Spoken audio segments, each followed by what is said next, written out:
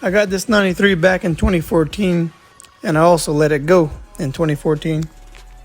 Every now and again we get rid of a vehicle we wish we would have kept. This is one of them for me.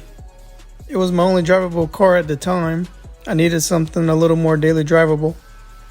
Honestly, having only an RX-7 to drive wasn't practical. Letting it go gave me a chance to get a Camaro SS. The only thing I didn't like about it was the tan interior.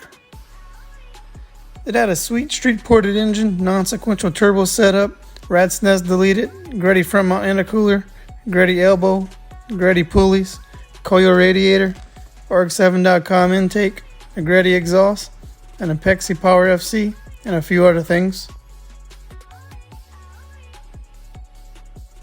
Hey, if it's still out there and the owner wants a Trans Am for it, I wouldn't say no. The only videos I had of it are of poor quality.